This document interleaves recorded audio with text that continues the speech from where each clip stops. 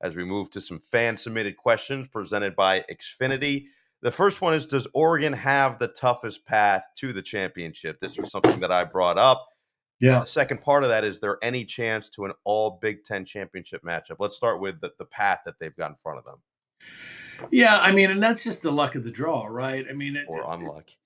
yeah, or unluck of the draw. And, I've read some things about this, and really, you would think if you're the number one seed that you shouldn't have to play an 8 or a 9 seed in your first game. You would think that it would be seeded all the way through like they do in the basketball tournament. But that's the way it is this year. I don't know if they'll tweak that or look at it any differently going forward, but it certainly is a tough path. I mean, if you compare, okay, the two teams that played the Big Ten championship game, you compare Oregon having to play either Tennessee or Ohio State, and then having to play potentially Texas to get to the finals, as opposed to Penn State playing SMU, and then potentially, if they win, playing Boise State.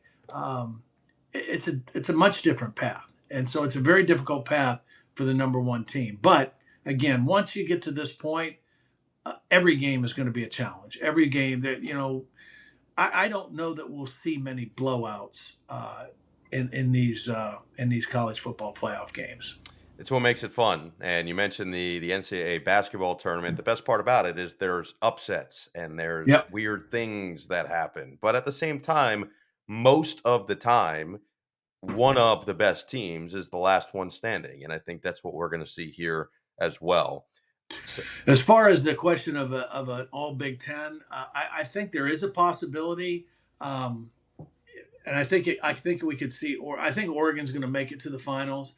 Um, I think Penn State has the best chance of making it there to face them. However, I think Notre Dame has a better chance of beating Penn State than the other way around if it gets to that. That's kind of how I had it playing out. Again, a week ago, I had Georgia making it all the way to the finals to play for the national championship again. I love the way their defense plays and just how they get up for big games, but not without Carson Beck and their starting quarterback. could be fascinating. The Dan Lanning versus Kirby Smart, Yeah. the protege versus the professor, if you will. Professor Blackledge, we get you putting your lab coat on and dropping some science on us. It always makes Right. the day better. Yeah. But someone did ask me, they said, if Oregon were to win this year, would this be the toughest national championship or the craziest path or whatever it was?